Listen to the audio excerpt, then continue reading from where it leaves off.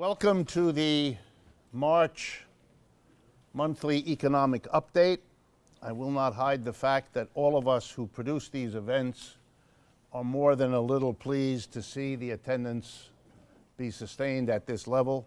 There are seats, once again, if you could put your hands up. We got someone just came in looking for a seat over here on the side.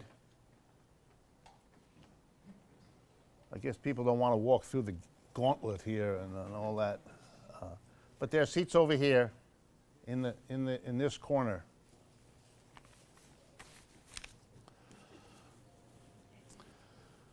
Okay, a brief introduction, then a few words from Mary over here for an announcement. But let me begin by welcoming you all, as I have tried to do, by mentioning, as we always do at the beginning, that three institutions combined to produce these events: the Judson Memorial Church, in which you are currently seated, a very old and historical institution here on Washington Square in New York, that kindly invited us some time ago to do this on a monthly basis and has been wonderfully supportive and enthusiastic and encouraging in making this space available and accommodating those of you that come and providing all these resources. We are very grateful, and I want to be sure to thank them each time. Secondly, there is the Left Forum. That is now gearing up for the 2017 Left Forum, which will take place at the John Jay School of Criminal Justice. That is a type of justice rather than an adjective describing what justice is. And it's part of the City University of New York. It's located on West 59th Street. And the Left Forum will be there from June 2nd to June 4th of this year. You can go to leftforum.org and get all the information about that. We expect between 4,500 and 5,000 people to attend, which is the normal number of the last few years. There are usually 300 or 400 panels over the 2.5 days. It's a chance to meet and interact with activists and academics. And given the current new government, my guess is we will have quite a time in June at John Jay. So if you're interested, please find out. And finally, Democracy at Work, which is the institution that actually plans and organizes each of these events that I work with. And one of the things that Democracy at Work does, besides this, which I know some of you know about, is to produce this weekly radio show, Economic Update, as well as these monthly events. And so I'm very pleased to announce that starting this Sunday at 8 o'clock in the evening, the weekly show that some of you listen to on WELI here in New York will also be carried by the Free Speech TV network into 40 million American homes. So this is a ratcheting up of our activity and our reach, and perhaps more than anything I can tell you should indicate to you that something is changing in the United States, and it isn't all on the right-wing end of what's happening in the culture. Democracy at Work also has organized about 15 groups around the country, West Coast, East Coast, and yes, in the middle too. And one of them is based here in Brooklyn and has a whole host of activities. So if you'd like to get involved, please consider doing that. And to let you know about the next activity, Mary here is going to make a brief announcement. Hi guys, I'm Mary, the group's coordinator for Democracy at Work, and I want to tell you guys about our initiative to have monthly action groups for New York City as well as every city in the United States. We have one in New York City on Wednesday, the 15th at 7 p.m. at the Brooklyn Commons on Atlantic Avenue in Brooklyn. And the goal is to have discussions, have speakers related to the topic of creating a new economy that works for everyone, as well as breaking off into small groups that are committees to be focused on actions like legislative, education, cooperative education, things like that. So we'd love for everybody to come out. Also, if you are not in New York City, For those watching at home, if you can go to action.democracyatwork.info. We have a groups page where we have groups from all over the country. We'd like you to sign up and get involved in those groups as well. Or if there's nobody running a group in your town, we'd like you to start a group. So this is for everybody to get involved to create the economy that we need to move forward today. So thank you.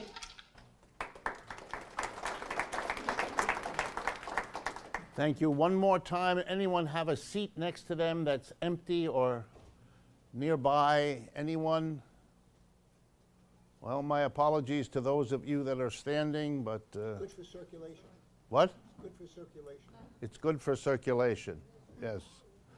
I assume there are no more chairs. Mary, could you ask in the back if there are any free chairs that could be brought in? Thank you. Okay.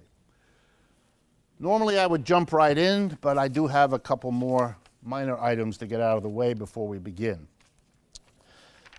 We have asked for, and we have been wonderfully gratified to find people willing to sponsor these monthly events. They cost money to produce. They're being videotaped as I speak by Brian back there, who works our videotape operation. So it is enormously helpful when people step forward to help financially by sponsoring these. So I want to thank publicly Lee Schatt from Burnaby, British Columbia, Canada, who is the sponsor of this evening's event. He is a, quote, regular Joe, those were his words, we wouldn't do that, who is a fan of the show and requested that I do some research on the Canadian housing market bubble. Some of you may know that in places like Toronto, you're getting the kind of price appreciation that we normally expect in New York and San Francisco and places like that, but it's a real problem in Canada. And I wanted to tell Lee, not only thank you for sponsoring tonight's program, but also that I will look into that and make that a segment sometime in the future. You can always go to our website, democracyatwork.info, if you're interested in sponsoring. There's no problem. We are eager to work with you to get that done. Finally, last month we made a request to those of you that see this on YouTube. And we are extremely proud that in the last couple of months, this evening's event was viewed on YouTube over 100,000 times, which is an amazing comment, a little bit like being on Free Speech TV this coming Sunday evening. Anyway, we requested, or I did last month, that if you watch us on YouTube, please follow us on YouTube. It makes an enormous difference. And thousands of people did that. So we are very pleased, and we are also stimulated to ask you to do it again. So those of you that are going to see this on YouTube, please consider being supportive in your way. And there are 3 ways to do that. Number 1, to sign up to follow us on YouTube, as we just asked. Number 2, to remember that the folks here this evening paid $10 to come and participate. And those of you that are watching on YouTube, even if you can't do the 10, we are perfectly happy with 1 or 2 or $3.75, whatever you might like. Do your part, help out. It is something that is worthwhile. We've proven that, I think, in the years that we've built this up. And you can now be contributing to something that is growing and growing quickly. So my apologies for so many announcements, but it's partly a result of having the effect of what we do. All right, let's turn then to some of the things that have happened in the last month that deserve some analysis. And there are too many. So I'm going to ask you to bear with me. I can't do justice to what is going on. The pace of activity is being ratcheted up. That's probably due to the Twitter activity of Mr. Trump. So I want to give him credit. In a meeting like this, that probably won't happen very often, so we'd start with that. I also am aware that many of you are wearing red. I wanted to express my solidarity. Red.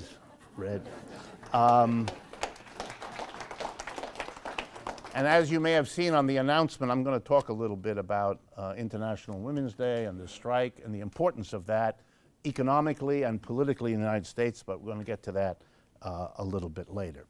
All right, and we're going to do this kind of quickly. Some of the highlights of what happened in the last month.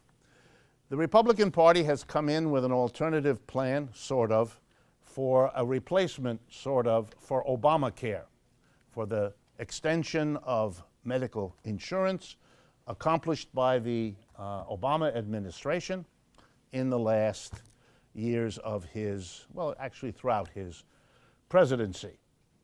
The president and the Republican Congress are committed to repeal Obamacare, and so the issue has been, with what will they replace it? In order very quickly to comment on that, let me remind you what the core achievements, strengths and weaknesses of Obama's program was. The achievement, the strength, basically the most important one, was to extend medical insurance to millions of Americans who had no such insurance before. That was achieved, and Mr. Obama deserves the credit for having pushed that as far as it did, as he was able to go. He was not able to achieve a number of other objectives. For example, controlling the cost of medical insurance and medical care. No progress was made on that. If anything, that went backwards in terms of the actual costs people have to pay. And that's true even with the subsidies that Obamacare had for low-income people to get the insurance that was now available to them. Often misunderstood was that there was another achievement of Obamacare, namely that the costs, and there were some substantial costs, particularly in subsidies for poor people, that the cost of paying for that was accomplished by Obama by taxing rich people. You had to pay an extra tax if you earned $200,000 a year or $250,000 as a couple, if you were filing jointly in your taxes. Those people had extra money to pay. Now, I wouldn't cry a long time about it. These are the wealthiest people in the United States, and there was a graduated structure, so it hit them harder, the higher their incomes. And therein is an important achievement of Obama, but also the clue to why the Republicans are undoing it. It has nothing to do with medical care. It really has nothing to do with extending medical insurance to people. Because as you could see in the last 2 days, once people began to react to it, all kinds of Republican politicians are now nervous that they're going to be losing substantial votes in their districts as people begin to realize they're going to lose coverage or have higher costs for their coverage. So that wasn't the issue. The issue was the tax on the rich. And by doing what the Republicans have done, that tax is coming down, probably to next to nothing. And for wealthy people, this was the important thing. They are the supporters financially of the Republican Party, and they will have to pay the tax this year, 2017, under their new proposal. But as of January 1, 2018, that tax will not be significant. To give you an idea, if you are in the 1/10 of 1% in this country, the tax you will save is $197,000 a year. Now again, for you and for me, that sounds like a lot. Let me take that back. It is a lot. But for the top 1/10 of 1%, it actually isn't, which makes all of this noise about getting rid of the oppressive Obamacare when it's really about saving taxes to people who don't need it gives you an idea of the craziness of American politics. It's very kind of sad to watch. But in the process, we will reduce the number of Americans who are covered by medical insurance. And we will hear endless noise about mandates, because that has been the mantra of the conservatives. And that's been true for decades in this country. Every time there's an effort to do something to help the mass of people, those who are opposed to it, because they don't want to pay for it, can't say, we're opposed to it because we don't want to pay for it. That doesn't sound good. So what they're opposed to is the lack of, get ready, freedom. That's why the mandates were so important. That part of the Obama bill was you have to enroll in medical insurance, otherwise there will be a penalty. And so you could, oh, we shouldn't mandate people. That's kind of not nice or undemocratic or imposing. So before I leave the topic, I just want to remind you about some of the mandates you all live with and seems not to have distressed you too much.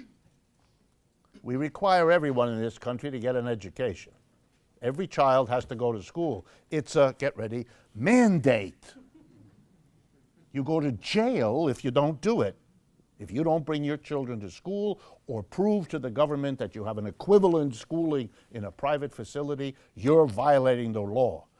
Not too many people, Betsy DeVos accepted, but not too many people are against the mandate for public schooling, and even she understands that the mandate to be educated, she prefers private to public, is an acceptable thing. And the argument is simple.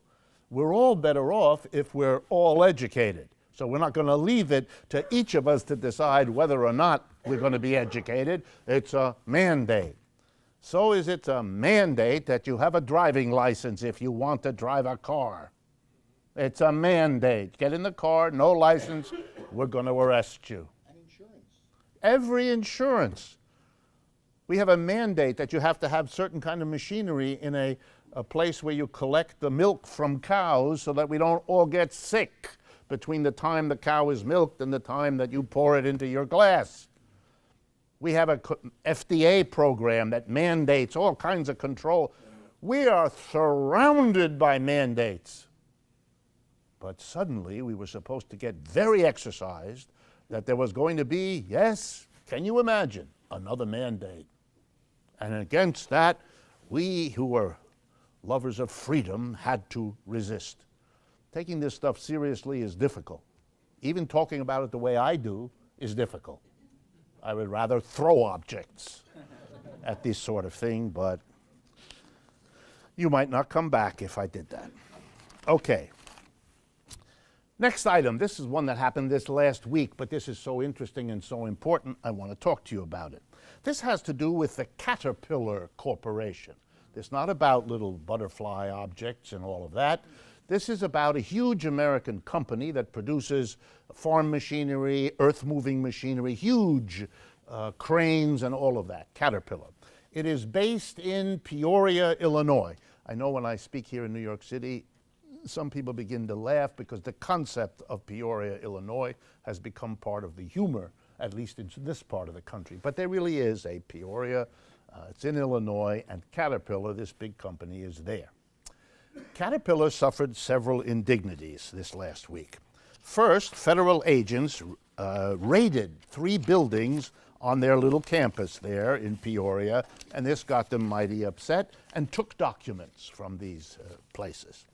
Number 2, a professor named Leslie Robinson at the Tuck School of Business at Dartmouth College up in New Hampshire issued a report that was commissioned by the United States government, and in her report she confirmed what the government's raid was about, namely that Caterpillar, says the government and says this professor, have been ripping off the United States for more years than anyone can remember by a strategy I want briefly to describe to you, not because Caterpillar is in any way unique, the opposite.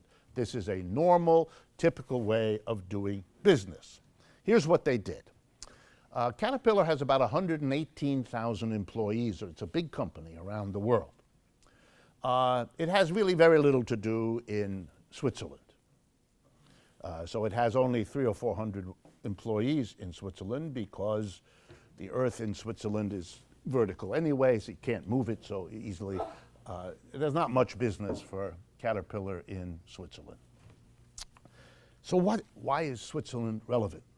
It turns out that all of the parts that Caterpillar makes to replace, to repair parts of their huge machines that wear out or have problems, all of the parts were produced here or in a few other places in the world and shipped all over the world, but the paperwork about the parts was handled in Switzerland because there's a lot of chocolate there.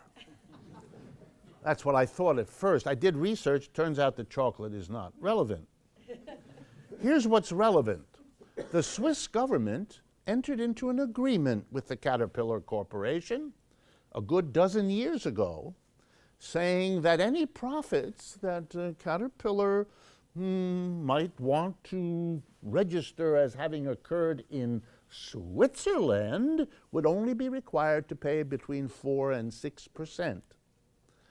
The tax on profits earned in the United States, where Caterpillar is the technical rate, 35%. You will all notice that there's a difference between 35% and 4 to 6.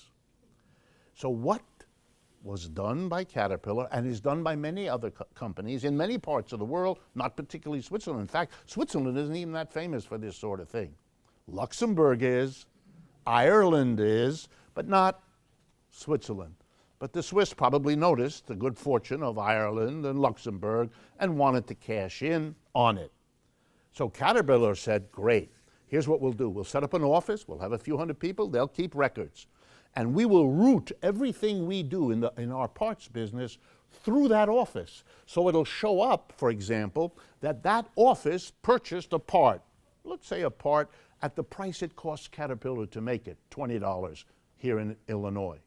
So the Swiss subsidiary buys from the American parent company a part at $20. The American parent company shows, we didn't make any money, it cost us $20 to produce this, and we sold it to these Swiss people, our own subsidiary, for $20. No profit. The Swiss people sell that thing for $20, that's what they paid to the American part of, they sell it in Pakistan for $100. And they note, profit, $80. And where did the profit get earned? Switzerland. And the tax is 4.6%. Isn't that wonderful? Who arranged this for Caterpillar? A very famous company. If you don't know the name, I'm going to tell it to you now. PricewaterhouseCoopers, one of the leading accounting firms in the world, one of the biggest American. It is, you're going to love this, it is both a consultant who worked all this out and the auditor. In its capacity as the auditor, it certified the reasonableness of what it had done for them as a consultant. You can't make this stuff up. The end result, according to the United States government, is at least $2.5 billion in taxes that should have been paid to the United States over the last 10 years weren't. Instead, a small fraction of that was paid to the Swiss government, which is why when you climb the mountains in Switzerland, there's never any piece of paper on the path. They have, by the way, that's true. And they clean the paths. It's very Swiss. My family is partly Swiss, and I could never get over that. The minute you cross the border into Italy or France, there's papers everywhere, but in Switzerland, no papers. The Swiss have done very nicely. The Americans, not so much. Let me remind you what the three options are for the United States when Caterpillar doesn't pay $2.5 billion. Number one, you cut back spending on all kinds of things because you don't have the money. You have $2.5 billion less money. That's fewer scholarships you can give students. That's fewer roads you can fix. That's fewer libraries you can fund. You get the picture. So one thing the government has to do is cut back services. It has a second option.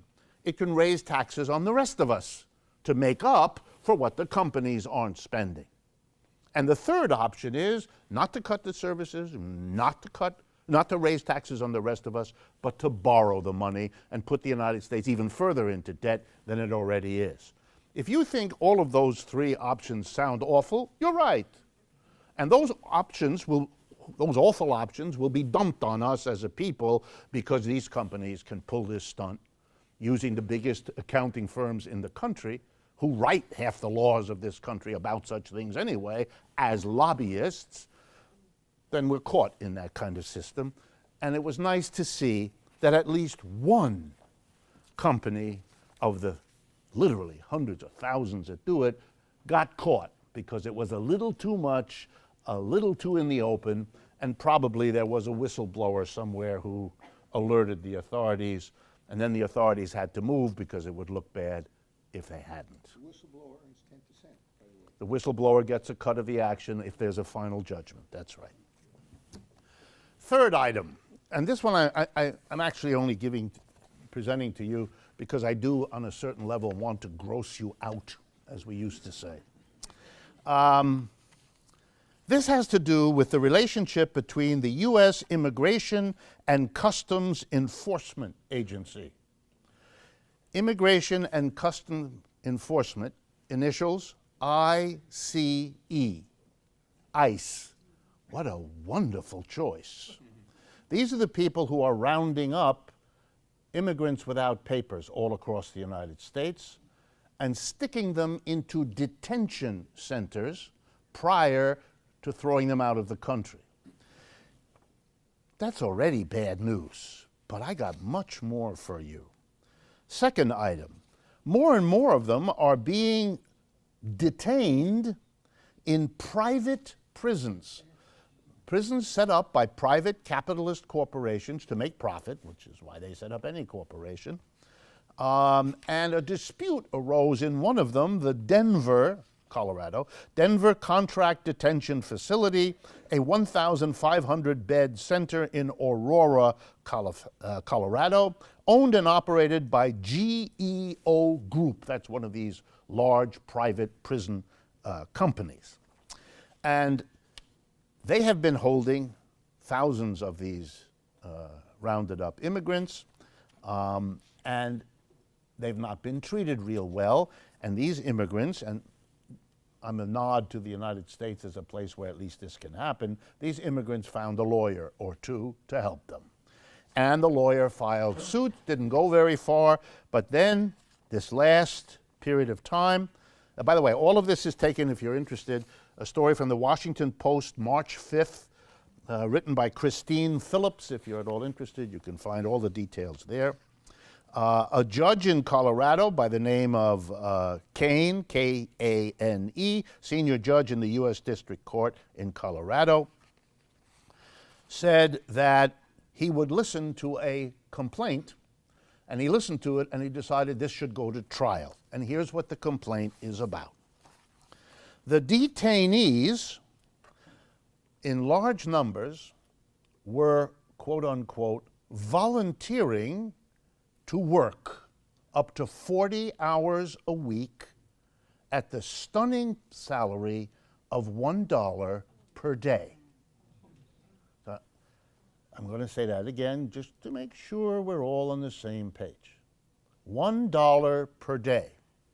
It turns out that the GEO Group prison threatened workers that did not do this, that it made them liable to solitary confinement detention in the prison.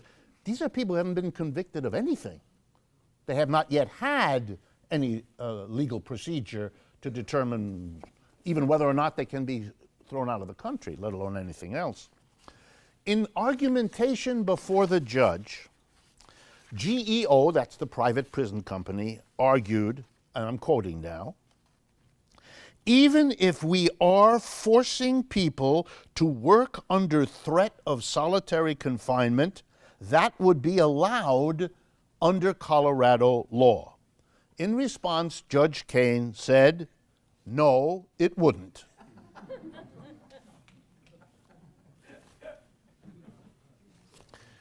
Let me tell you what the title of this story is in the Washington Post of March 5th. This is the headline story. Thousands of ICE detainees, I'm going to call them ICE detainees, claim they were forced into labor, comma, a violation of anti-slavery laws. We are a country in which we are not only claiming to solve our problems, our economic problems that are of long building up and are very deep, by expelling 2, 3, 4 million immigrants here. But while we go about doing that crazy activity, Let me remind you, we are a country of 325 million people. Ejecting 2 to 3 million, which is all that they're talking about, maybe 4, undocumented immigrants is not going to change the basic structure and problems of this society or this economy. It is a distraction. It is not a serious effort to solve anything. And you'll learn more about that as we go through this evening. But as if that weren't bad enough, we are detaining them. We are threatening them with solitary confinement unless they work for $1 a day income. And you will wonder, and our children will wonder, why there is animosity towards the United States building on a scale we haven't seen before in our closest neighbors. And now, maybe, you'll remember what some of the stories are. The case now involves, because it's been given class action status, if you know how the law works, it now involves 60,000 immigrants. So we're talking significant numbers. All right, the issue of slavery. Let me stay with that for a minute. A week and a half ago, I believe it was a week and a half ago, there was a conference at Harvard University. As you all know, Harvard University is, or maybe you don't know, the richest university probably in the world, but certainly the richest university in the United States. Nobody's even close. A source of immense pain for places like Yale and Princeton. They try real hard, they haven't been able to do it. And one of the reasons is Harvard got a bigger start earlier on in raising money. And that's what the conference last 10 days ago was about. It was called by the president of Harvard, Drew Faust by name, a female, a woman, who's also a historian of the American South and of the Civil War. And the conference was was attended by hundreds of people in Cambridge, Massachusetts, and by 1,000 more online. It was to discuss the relationship between Harvard and its wealth on the one hand, and the institution of slavery in the United States on the other. It was at their conference, there were many panels, one of which was addressed by a quite well-known professor of history at Harvard named Sven Beckert, B-E-C-K-E-R-T. And let me read to you what he said. Quote, "Some of our most esteemed educational institutions," I've got to stop here. Please appreciate that. Normally, Harvard is in a class by itself. At least for itself, it is. It is not among the institutions at all. So you know that if they begin by talking about themselves saying, some of our most esteemed, it's not going to be good. Because when it's not good, they want to be one of many. That's very important. So let me finish his quotation. "Some of our most esteemed educational institutions are also the product of some of the most horrific violence that has ever descended upon any group of people," and he's referring to slaves not only in the American part, but any slaves anywhere who were making money for individuals who ended up giving a part of that profit from slavery to Harvard as a contribution early in its life. So let me say two things. One, I want to congratulate Harvard for facing up to this. This is something that history students who have been interested in this subject have been discussing and debating for 50 years. Harvard needed to pretend that wasn't going on for most of that time. So now finally that pretense is over, and there is a recognition that institutions like this have a deep history with roots in some pretty awful stuff. And an honest exploration of that would then, of course, have to ask the troubling question, one, what were the long-term results for Harvard of its complicity in American slavery, of its benefiting from American slavery? What did that do to the curriculum, to the people that were hired, to the students that were educated? How might all that work? And in the interest of transparency, let me be clear. I'm a graduate of Harvard, too. That's where I went to college. We're leaving. Don't leave, don't leave. So this is not out of some other place that I'm coming. This is, I'm coming to terms with my own education as well. Well, here's the second thing I would ask you to think about. Good that you're facing up to your complicity with slavery. Unfortunately, Harvard, that's not the only complicity you've got to deal with. You have been given money by people who have polluted this earth on a scale that we're now beginning to come to terms with. You have been given money by people who ripped off endless waves of immigrants in countless industries over the last 200 years. The garment industry here in New York, countless others. You are complicit in the wealth that was created here because it was concentrated in the hands of a relatively small number of people who wanted their children to go to Harvard and made sure that that institution was friendly for them. Another note of transparency. I got into Harvard as a big mistake.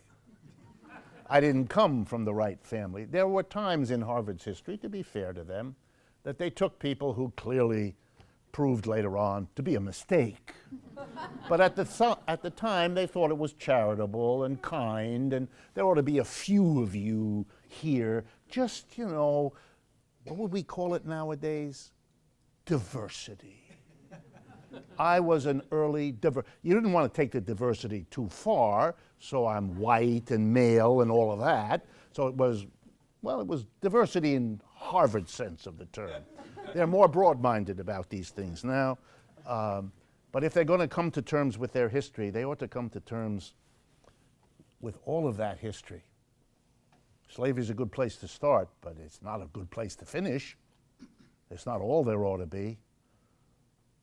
Today, Harvard, like other institutions, performs something which I want to end this story with by telling you. Harvard enjoys tax-exempt status. It is not required to pay taxes, not on the dividends it gets from the shares it owns. Let me remind you, $36 billion, I believe, is the current value of their endowment. That's their savings, their pot of gold. They earn millions and billions, what am I saying, millions, billions in dividends, interest, rents, and so forth. Their tax bill on that is, ready? Nothing, zilch. You all pay more taxes than they do, and you don't have $36 billion. Another one of their taxes that they don't pay is a property tax. See, if you live in a community, you have a house or land or an automobile, many of you know that, you have to pay an annual property tax to the town, that's how we work it in this country, where the property is registered or located. Harvard is an enormous institution with hundreds of buildings spread out over some of the most valuable land in the world, in Cambridge, Massachusetts, in Boston, Massachusetts, because in Boston is where the Harvard Medical School and certain of its schools are. They're not all in Cambridge. They don't pay property taxes.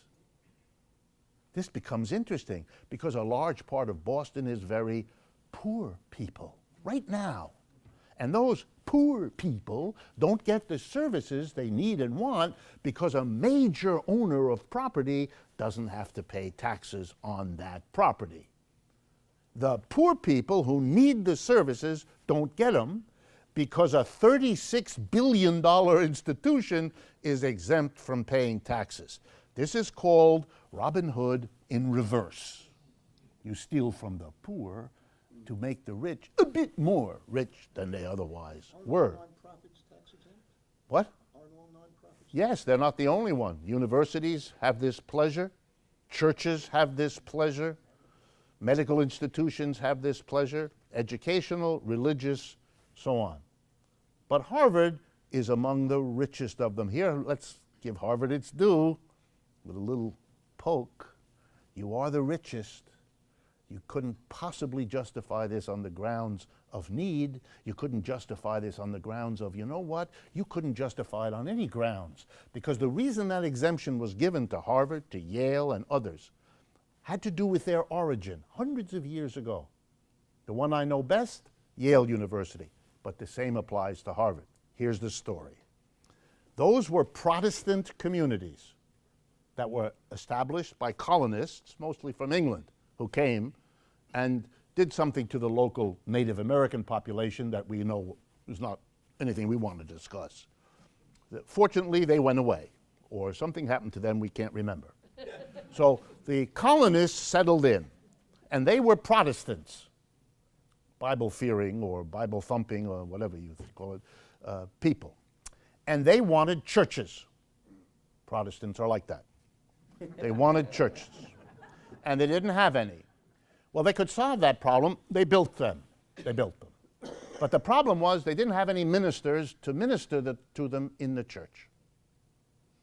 And what were they going to do? So they hit upon an idea.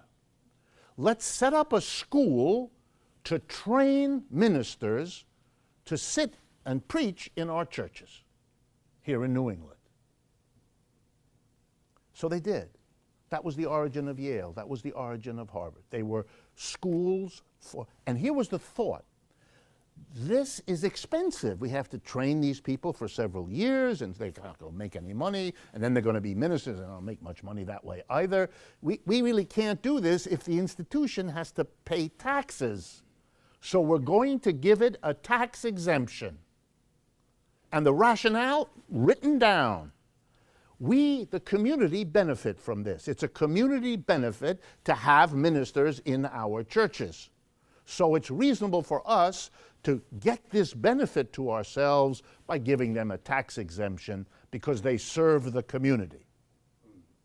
What portion of Harvard or Yale today, would you guess, is busily training to become Protestant ministers? The answer is, if not zero, really close to zero. Even in the divinity schools, which they both have, they're training people who go all over the world. The logic of giving them a tax exemption because they serve the local community disappeared centuries ago. Why is it held on to? Because they don't want to pay taxes. They want to be rich institutions, and so indeed they are. They have a lot to face up to. It isn't just slavery. It's a great thing that they're being open about the slave part, but hopefully it's a door open to being honest about a whole lot of things. On the other hand, I would not be straight with you, having gone to Harvard, to say to you that if you are waiting for them to expand this awareness of slavery to the other issues, my advice is don't hold your breath. Okay, next item. Two places in the world that are suffering in the same way. Greece and Puerto Rico. In fact, it's so similar, it's kind of stunning. Here's what happened in those two parts of the world. Puerto Rico, as you know, is part of the United States. Greece is not. Over the last 40, 50 years, politicians in Greece and in Puerto Rico entered into a wonderful, a really wonderful relationship with banks. Here's how it worked. We are politicians.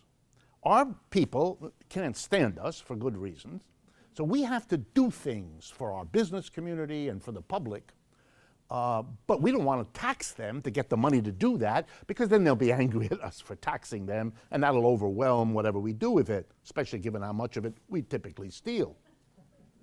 So here's what we would like. We would like to get a lot of money lent to us to do the things that'll make us politically popular. The bank said, oh, we're the right place to come to. That's what we have, money. We'll give you a loan. You got to give us a nice fee for finding us, we who have found you. And you have to give us nice interest, but we'll give you the money because we can make a fortune out of lending it to you. And you can do whatever political game you want with the money, and you'll become popular and you'll get reelected, and it's wonderful. And it was 30, 40, 50 years of wonderful. The only little problem was that the loans kept rising. Puerto Rico is little, poorest part of the United States. $72 billion they owe. The Greeks owe much more than that. So now, finally, they've accumulated an amount of debt which they can't pay. Meanwhile, gone are the politicians who raked it all out, who took it for themselves, who went on to other jobs, or died, or went into another line of business. They're gone. The bankers have gone. What's left is the debt. And the debt is a problem for the people of Puerto Rico in one case, and the people of Greece in the other. So the authorities in both places are confronted with, oh my God, what are we going to do? They can't possibly pay.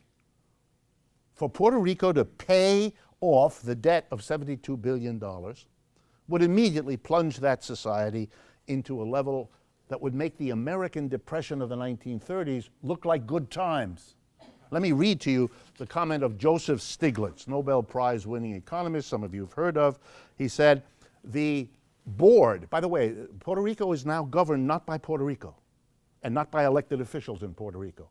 There is a board created by the United States Congress, that means the Republican Party with the complicity of the Democrats, have a control board that is actually making all the decisions superimposed on top of. The real power is in Congress, not in elected officials in Puerto Rico.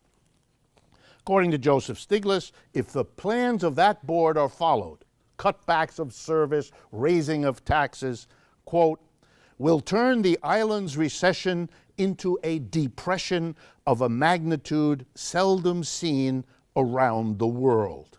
The board wants the Puerto Rican government to cut $7.6 billion in government spending over the next 2 fiscal years, including $1 billion in healthcare services, $300 million from the public university, and $350 million from aid to cities. These cuts would mean that the island's gross national product will plunge 16% over the next year and a half. Over the last decade, 100,000 Puerto Ricans, because they've been in trouble for about 10 years, have left Puerto Rico and come here.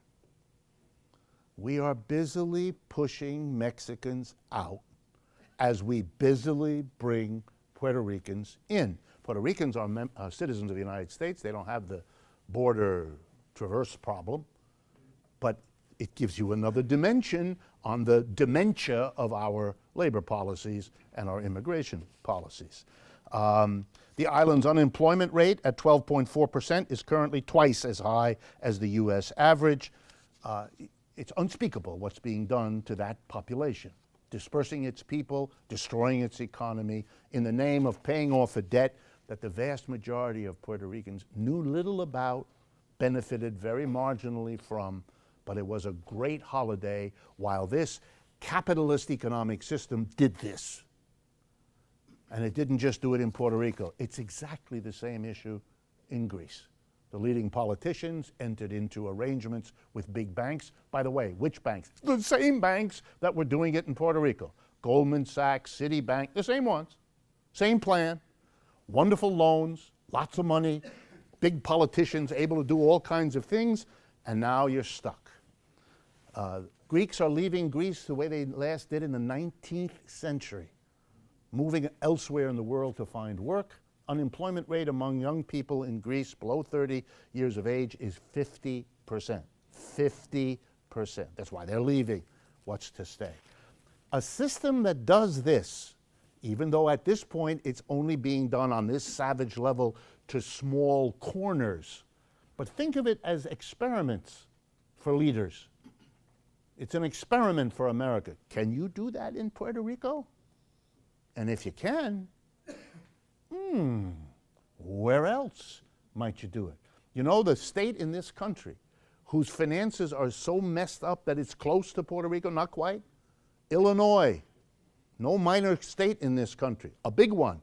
It has that city you heard of, Chicago, in it. You know, it's big. Maybe there's a test here. Maybe the same Republican control board applied to Puerto Rico will be extended in its authority and cover other areas.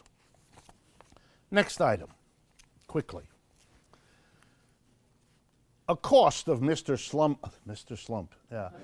Trump's. Well, this story refers to the Trump slump.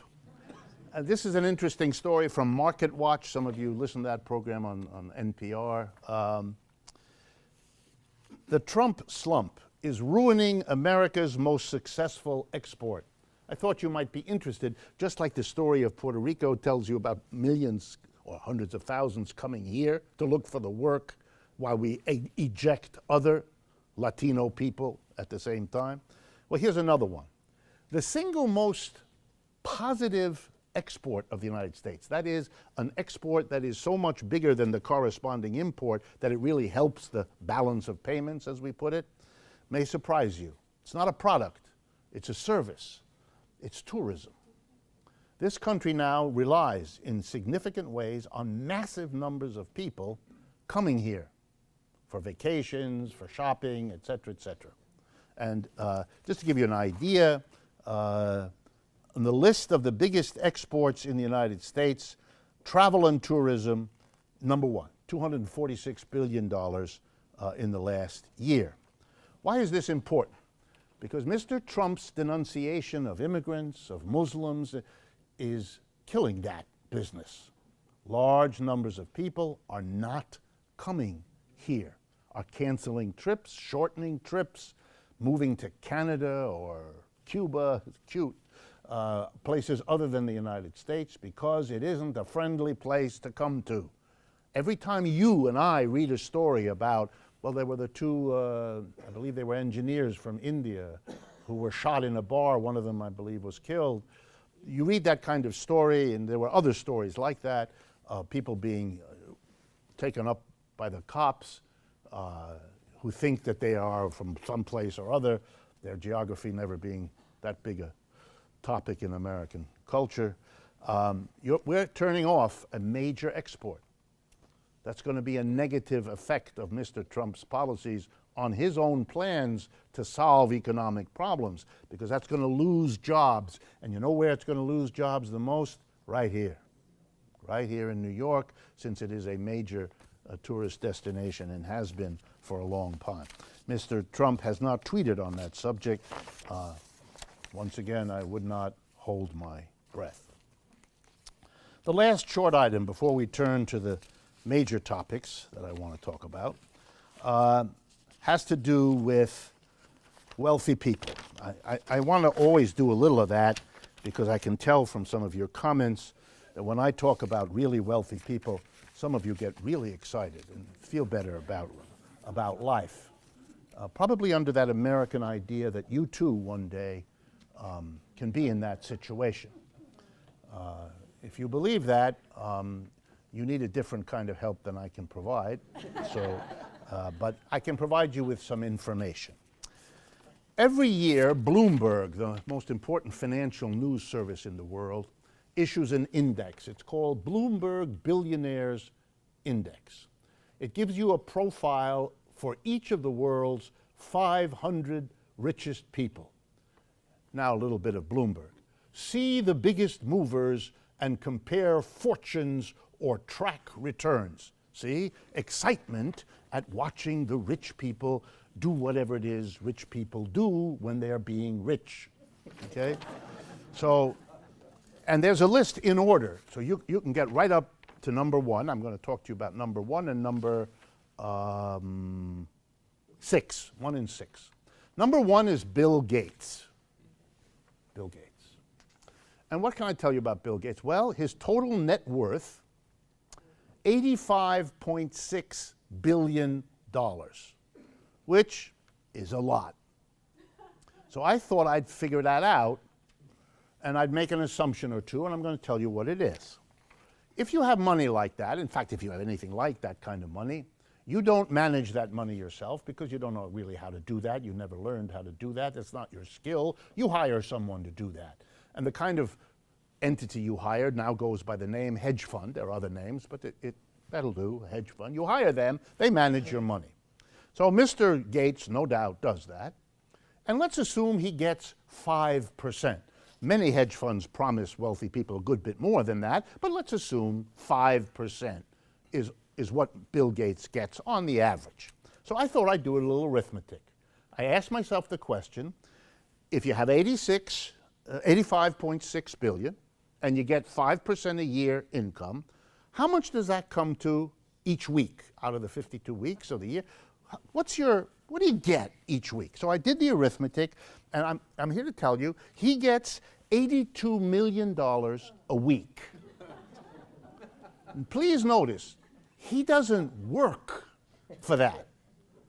For all we know, he lies in bed, eating grapes.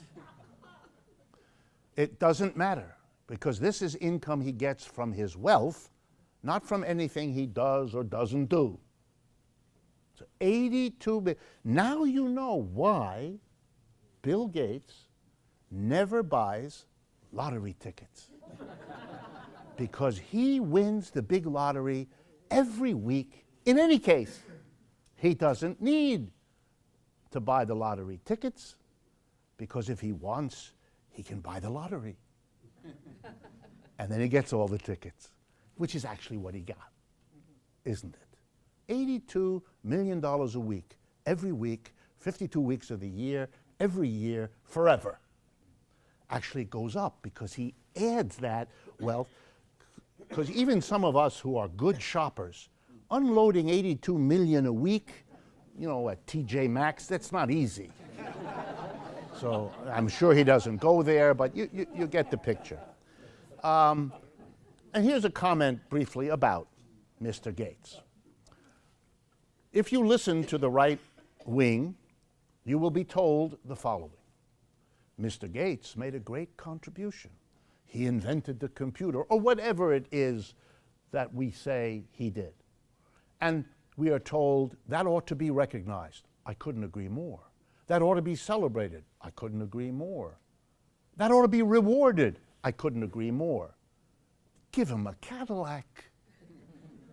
Give him a nice home someplace. Give him 6. This is obscene. This has got nothing to do with giving a contribution that could be and should be recognized.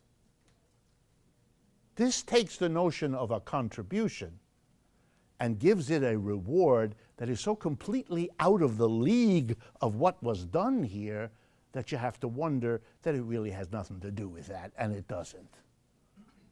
He's a billionaire because he has a monopoly on something for a while. He didn't invent monopoly. He invented some technical breakthrough. We are the ones who permit this kind of a reward. Let me turn to number 6. Number 6, and I don't know if I'm pronouncing his name correctly. Carlos Slim or Slim, I don't know, a Mexican business. Slim, okay, Carlos Slim. He's number 6. He lives in a terrible shadow. He doesn't have 85.6 billion. He only has 51.5 billion. By the way, one of the things he owns is a major chunk of the New York Times, for those of you who don't know. What? Madoff, yes. Wonderful name. He made off with, anyway.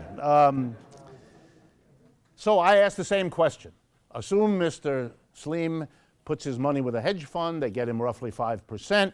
What does that work out to? He gets $50 million a week, every week. He is a Mexican citizen, a businessman. His fellow citizens are suffering the immigration crisis and everything we've been talking about on a massive scale. What could be done for those people with $50 million a week is staggering. They might not have to have solitary confinement or $1 a day for their work. They could have all kinds of help readjusting to this situation. But no, not in modern capitalism. Modern capitalism creates Carlos Slim with his 50 million a week side by side with Mexicans who are shot trying to escape from one country's poverty in order to get to another country's slightly less poverty. Something to think about. Okay. Let me turn then to the items for, there's a couple little ones still. Defense, you know that Mr. Trump announced that we're going to increase the defense budget by 54, something like that, $1 billion. Okay, So a comment, I'm an economist, so I ask, gee, what does that mean? What is that? So I went to a source for this. It's called the International Institute for Strategic Studies. I believe it's located in Britain, and it is the go-to resource for all information about defense spending across the world. They know how much each country does.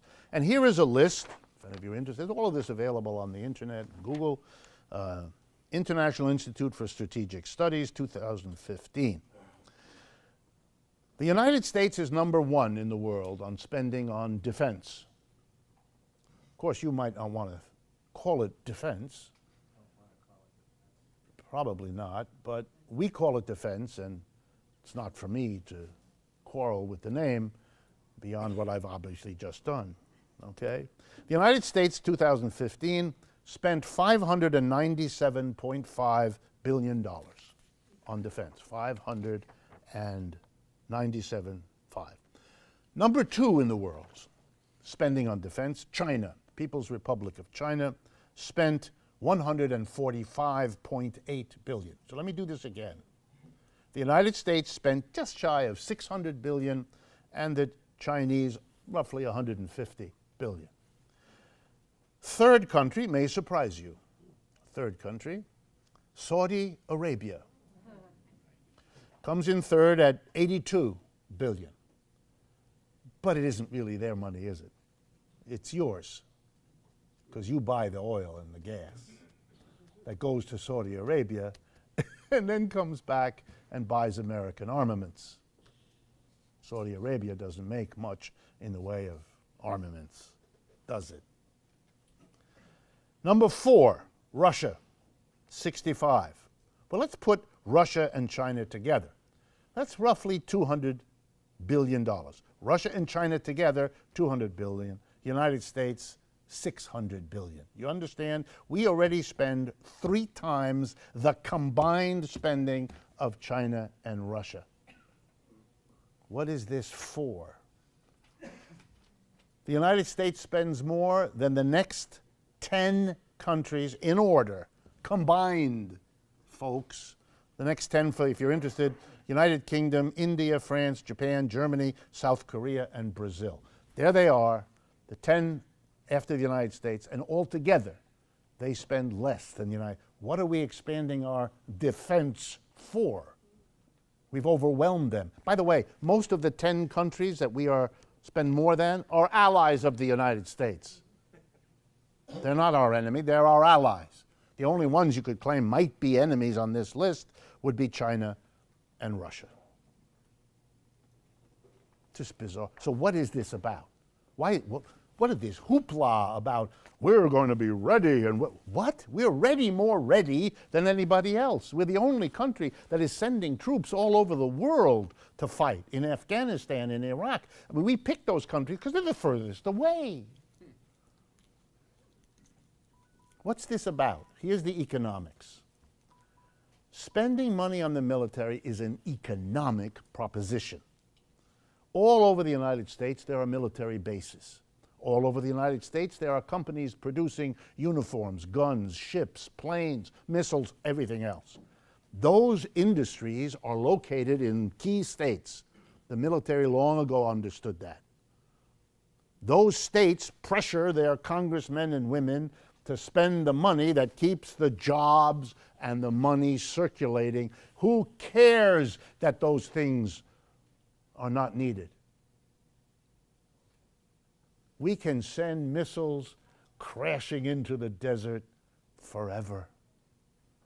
As long as we order more missiles, we keep those people working who make the missiles. Outer space is even more attractive because you can send everything there. And you can send an unlimited amount.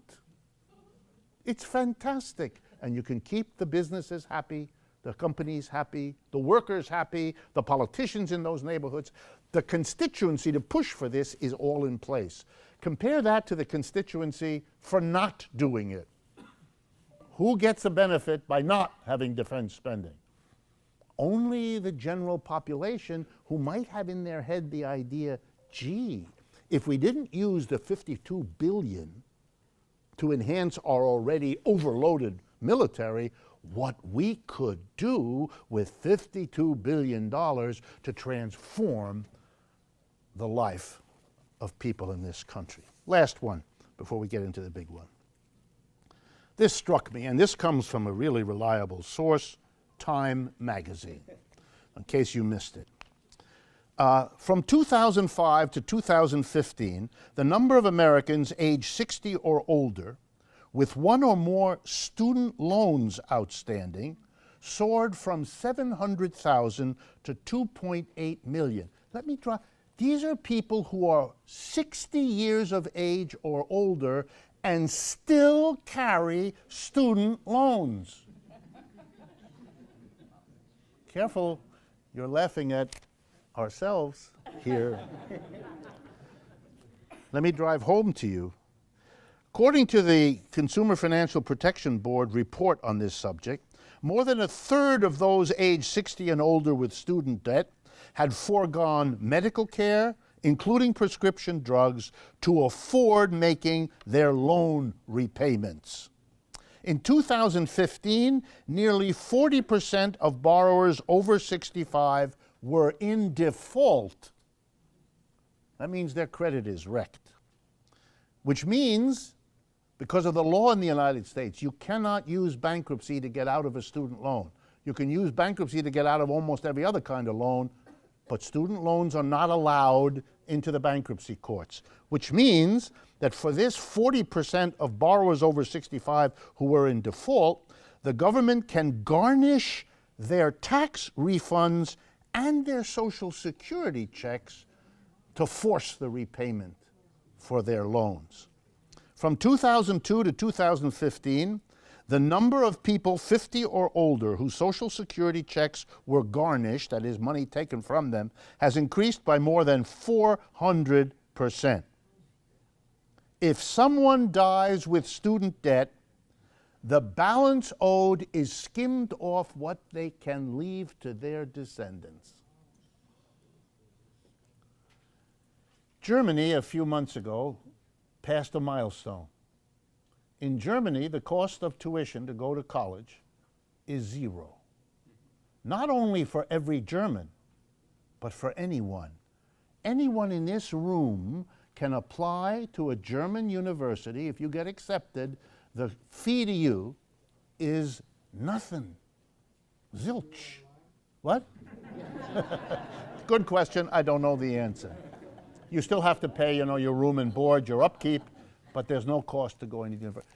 The United States, one of the richest countries on earth,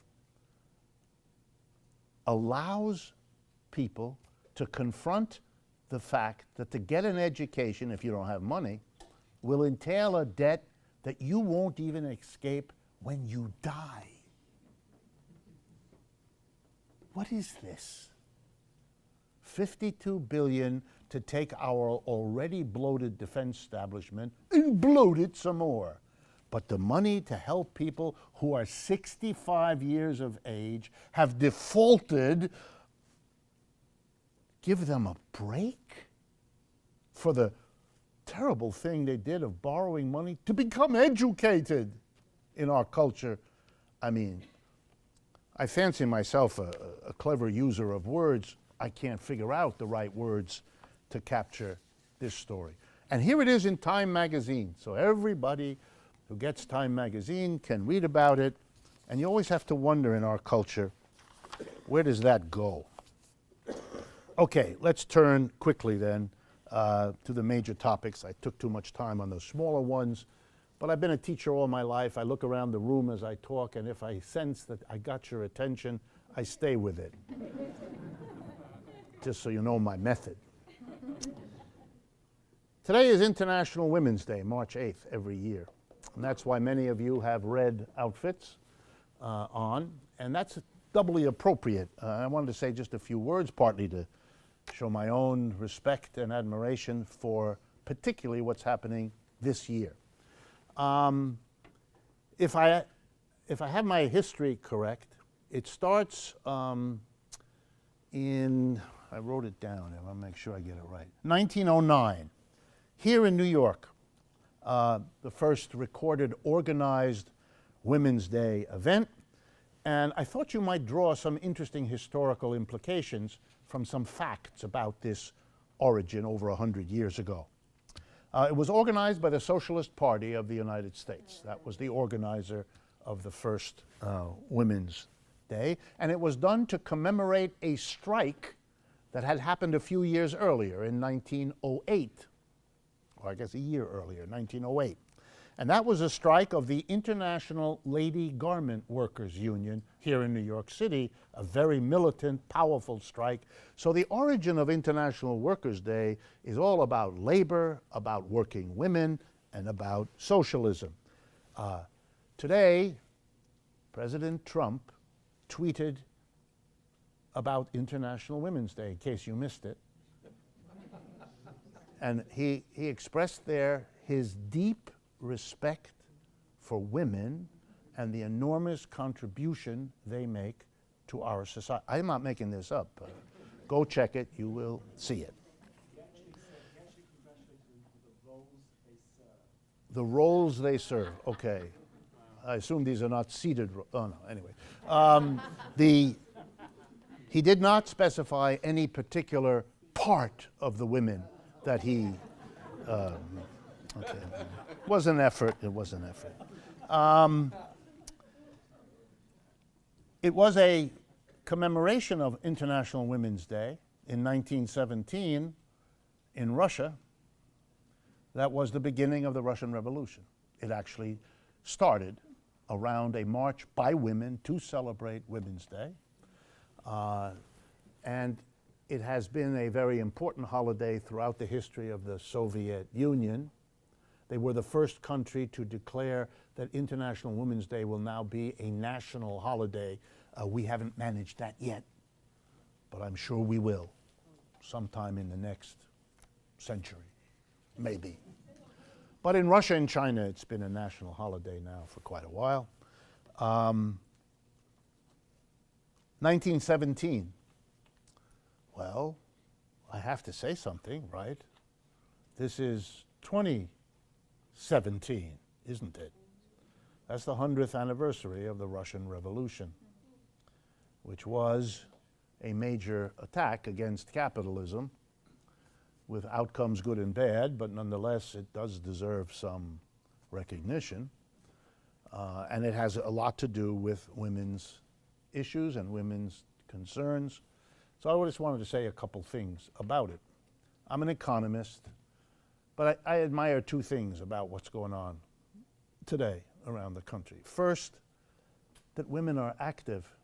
I don't really care the details of this or that demand. What I relish, what I admire, what I want to support is people are getting out and they're expressing their views and they're wanting to change the world and they're getting together with other women to make something happen where everybody can see that they're angry, they're upset, they want change.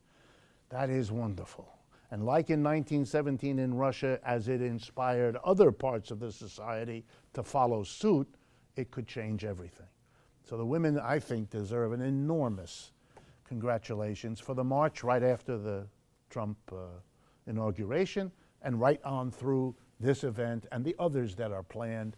And I don't want to get lost in debates about this or that demand or this or that strategy. It's the getting together and struggling and figuring out what to do and making mistakes along the way, as everybody always has.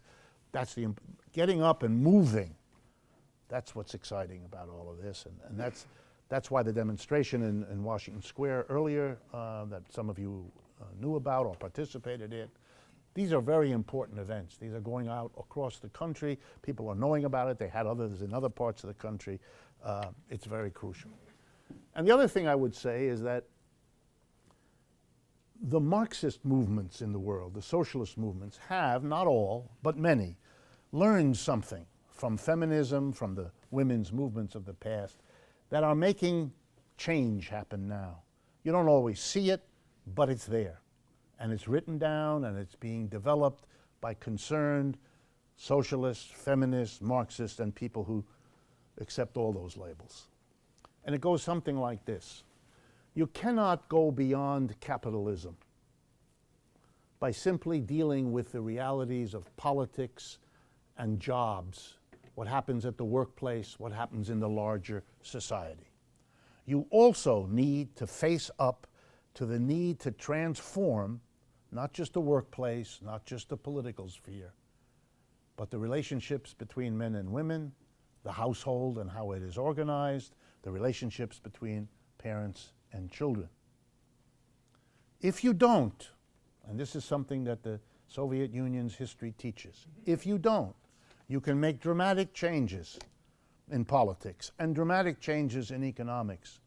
But if you leave the household as a special place for women to be defined, where men are occasional visitors but focused elsewhere, you have left in place an old, pre-capitalist, anti-socialist institution, and it will undo the progress you make everywhere else. You leave untouched the residue of the past in our personal relationships, and you will thereby compromise what else we can do. Let's not make that mistake again. Let's be careful but honest. We have to interrogate the way we interact with one another, male and female, parents and children, in that household as much as anywhere else in society, to shape what we want. Equality means, finally, to break all of those stereotype patterns that punch people into particular roles that have nothing to do, like child care, which has, what is that about, to make that the province particularly of one gender as opposed to another? And I could go on. But this questioning of all of that is wonderful to see. And the return of a women's movement to be aware of its origins in the socialist critique of capitalism, its role in helping to develop some of the most important challenges capitalism has faced, that's a kind of coming back to your origins on the part of the women's movement that makes it even more likely that the whole society can now pick up and benefit from the initiative that the women took. So just a point about that. Economic change, social change, something that I wanted to talk about because a number of you have asked me to, and so I wanted to. How does economic change happen? Well, many of you know that I am a proponent, I am an advocate for worker co-ops, for a change in the way the workplace is organized so it isn't hierarchical, it isn't top-down, it isn't capitalist. It isn't got a few people who are major shareholders and the boards of directors they select to tell us what to do, where to work, how to work, what to do with the fruits of our work. And instead to make it a democratic process that all the workers in every workplace together arrive at. But many of you have questioned, and you're quite right, even if we were able to achieve that, could that really make the big change? Wouldn't such worker co-ops be subject to the rules of the market and to the rules of profit making and to competition with one another, etc., that we associate with capitalism? And the way to answer this question is actually to do a little bit of history, very briefly, with you. To ask the question, how did slavery disappear? How did feudalism disappear? Because it's going to give us big clues about capitalism and whether it is disappearing, and if so, how that will work. In slave systems, people broke away from slavery over and over again. Sometimes the slaves revolted. The history of all slavery is the history of those revolts. For those of you who don't know, there was an American Marxist historian whose greatest achievement was to talk about and to analyze the slave revolts in the United States. Man's name, if you're ever interested, Herbert Aptheker, an American communist, wrote a book, Slave Revolts in the United States. It was a path-breaking work. What he basically said was, I'm going to go find every instance, whether it's 3 guys over here or 2 women over there or whatever, who revolted against it. And here's what he discovered. There were revolts all the time. They were all over the place. The notion of docile slaves is a notion developed by the masters who hoped to inspire docility. But in fact, there were revolts. Many of them failed, probably most of them. There weren't enough people. They didn't have the right resources. They didn't have enough allies. All the usual reasons you can imagine. But eventually, after hundreds of years of efforts, enough was learned and enough was adjusted that you could have the conditions so that a revolt could become successful society-wide. Lots of efforts. Some of them succeeded. Slavery was abolished for a month, for 5 years, for 50 years, and then it fell back because it hadn't yet achieved all the conditions to allow a breakthrough. The same is true with feudalism. In feudalism, serfs revolted. Often serfs didn't revolt, they just ran away, like slaves, by the way, ran away. They didn't push back against the master, they ran away. I mentioned Robin Hood before. How many of you know the stories of Robin Hood? Grew up with it, right? Some of you? Robin Hood is a story about a whole bunch of serfs that ran away from the manor into the woods and then got good at bows and arrows, and when the lords came to fetch them, they shot them with the arrows, which slowed the lords down. It turns out it's harder to ride quickly when you've got arrows sticking in you. It slows you down. So they revolted, they ran away. By the way, when they ran away, they had to figure out, how are we going to live in a group in the woods? If you actually read Robin Hood, they developed a kind of a commune in the woods. They didn't have a lord and serfs. They didn't replicate. They broke away, and they didn't want to do again what they had run away from. Slaves often did that too. And they wanted freedom. They wanted a chance in life. They didn't want to be under somebody else's thumb. Well, what about capitalism? It's the same. It's the same. Are there workers who say, I quit? Remember a song not too many years ago? Very popular in this country. Here was the title of the song. Take this job and shove it. That's a revolt. No, that became a very important song to all kinds of people for whom it expressed exactly how they felt about their employer and their job. I remember vibrating to that song. It was about me. I had thought that over and over again. I hadn't quite dared to say it, but I had thought it. And we have people who strike, don't we? Who revolt. We have people who run away. Young people who decide to go to Vermont and grow organic turnips. What are they doing? They're running away. They don't want that job. They don't want to go in a little cubicle in a tall building in New York City and live out their life thinking about what they're going to have on their sandwich for lunch. They don't want that. So they run away. And they try. Worker co-ops are what they try. Worker co-ops are the woods that the serfs ran into. These are people who don't want to work 9 to 5 in a big corporation. They want to do something else. Some of them last for a few weeks or months. Some of them last for 20 years. Some of them last now for 50 or 60 years. That Mondragon Cooperative Corporation in Spain that I talked to you about from time to time, that was founded in 1956. So it's done a really pretty good job. Started with 6 workers. It has 100,000 now. Nice piece of growth there. The Soviet Union was an effort. China's an effort. Cuba's an effort. Vietnam's an effort. The point is not to approve or disapprove them. Each of those efforts is an effort. It's going to make big mistakes. They certainly did. It's going to learn some things. They certainly did. Our job, if we're interested in social change, is to collect the stuff they learned that we need and to be sure not to do what they turned out to have done badly and wrongly, and not to shy away from reaching those decisions.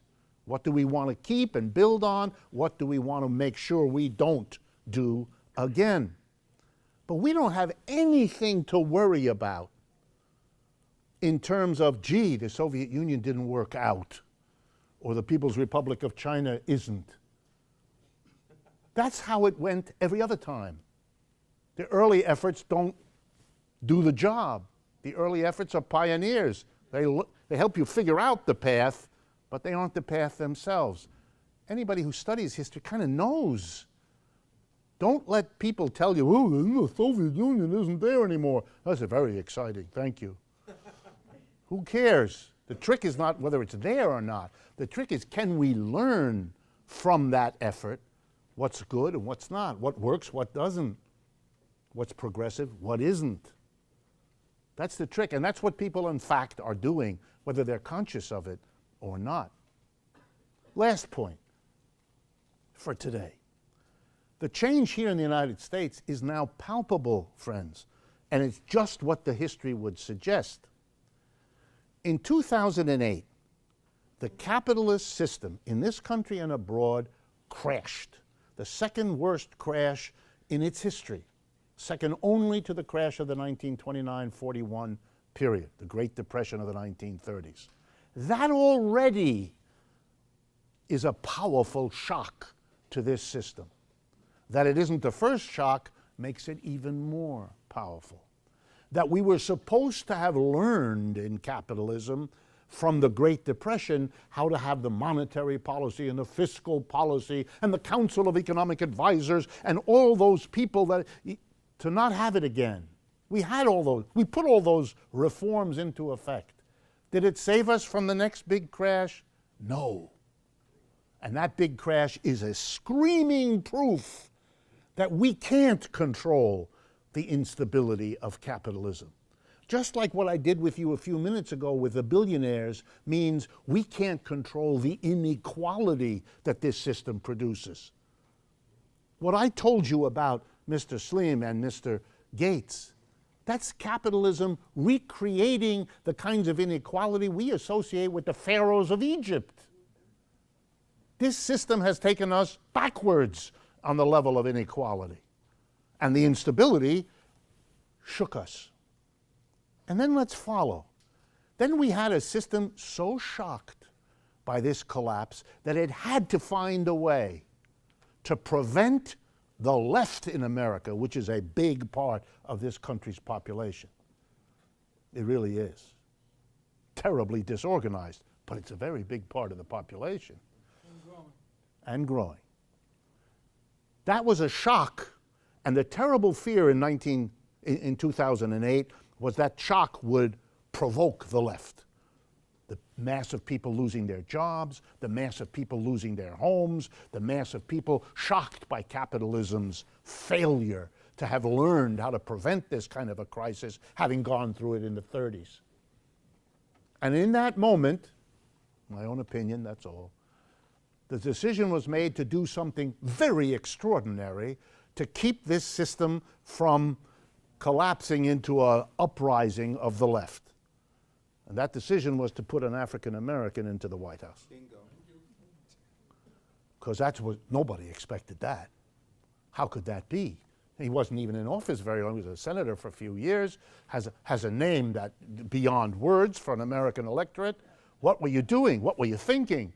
You were thinking you needed to shut down the African American community, shut down the labor movement, shut down white liberals, shut down anything that might have, that probably would have, mobilized if you had gotten a McCain or somebody like that, you know, a half-dead Republican person.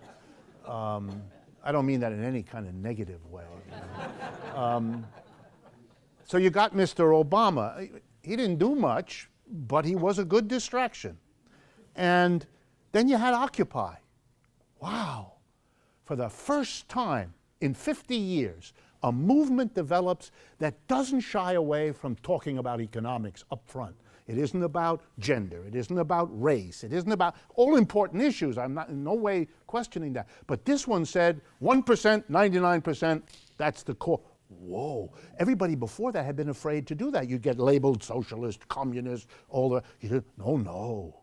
Keep clean. Don't talk about the economic issues. Occupy broke all of that up. Then the next step, Bernie, a socialist, a man who doesn't disavow the label. Granted, most Americans don't know what it is.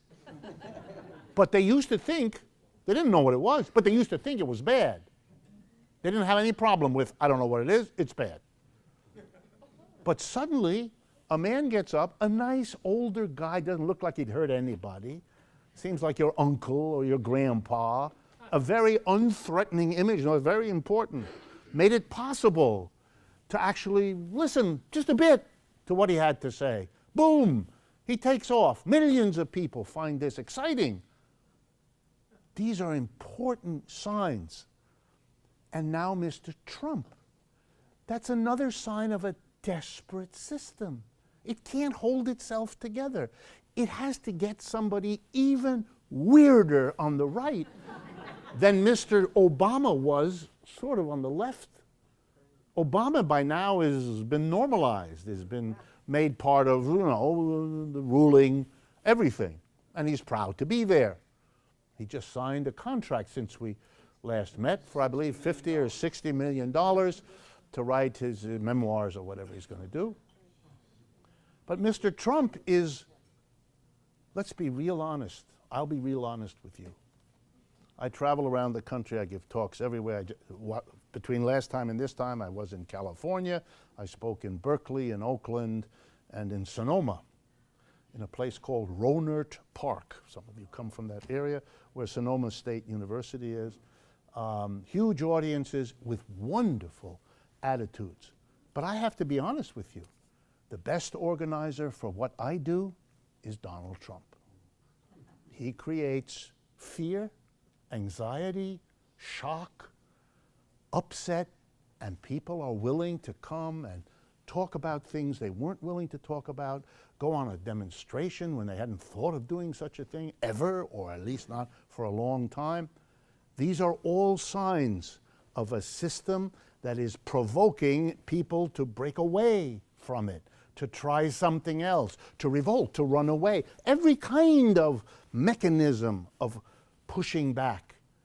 That's a sign of a system that has reached a very serious moment in its own survival. And the protestations of the people who run this society, that they could not be less worried, are just another sign of how worried they are.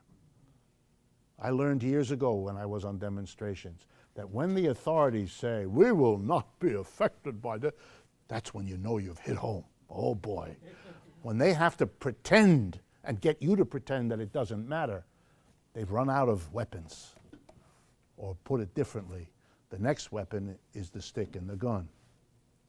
I'm not saying we're there yet, but we live in very interesting times, and the change that's underway in this culture, the change that generates all of these economic updates I just went through with you, and the equivalent number I didn't have the time to get to, these are signs of movement. Please become part of the movement too, each and every one of you, because that's what it'll take to make the change. But that's now possible. For 50 years, the left in America said, we're outnumbered, we're outgunned, we can't do anything. And there was a lot of truth to it. That's not the way it is now. It's on us now. And if we don't do something, it'll be we who didn't take this opportunity. This is a government whose chief focus is on collecting poor Mexican and Central American people and throwing them out and acting out like a 4-year-old about evil Muslims. But what's going on inside this culture doesn't seem to register. And that's a great opportunity for us. It's just a question of seizing it. We've run out of time, folks. Thank you very much.